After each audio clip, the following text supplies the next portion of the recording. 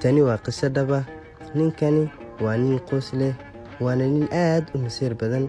waxaa halkani ka bilaabanaysa noloshiisa ku lifaaqan masiirkiisa xaddaafka. filimkani waxaan ugu talagalnay inaan idinku soo gudbino dareenka uu leeyahay ama dareenka xaddaafka uu wato jaceylka. nala daawo xalqooyinkiisa.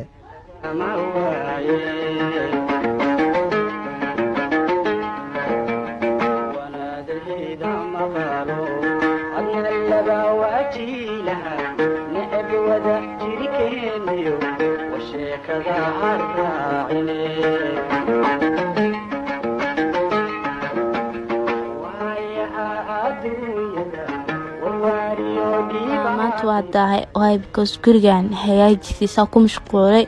waxaan rabay inaan adeeg doonto because adeegina haddana waaba kasii daahaybo.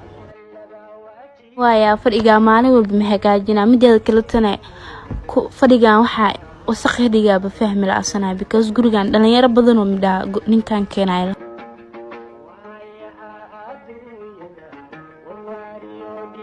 Sam hey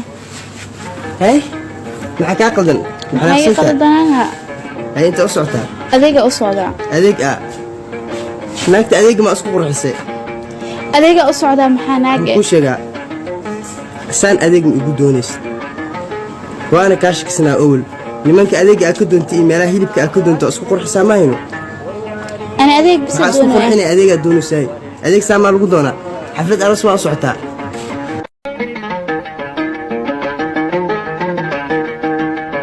بريان والله ويا بنا waxaa sameeyay ma aqaan xaaladan oo igu xumaanaysa intaan ka dib qeyladiisa iyo mudankiisa uma adkayso korteel kala wadigiisa uu isbedelay بريان sida ku aqaan jir ma aha qolkaygaas ka galaya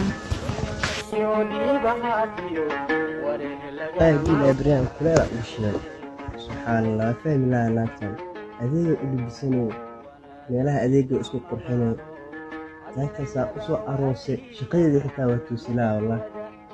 hadda waxaa dharka soo bedel maantan dharka qurux badan ay qaadatay.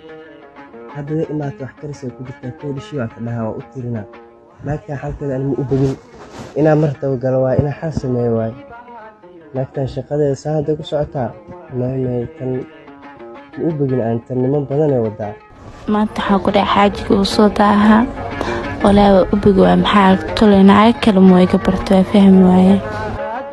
maanta shaqada zaida ugu soo daahay gurigana waa ka soo daahay waa yaabana wallahi dhima laha laakiin xaaskayga raaliyada oo tago inkastoo ka soo daahay tolo ama guriga yani cidlo ay saxdaa ee baxdaa dhima laha waa arkaa oo gala gudaha.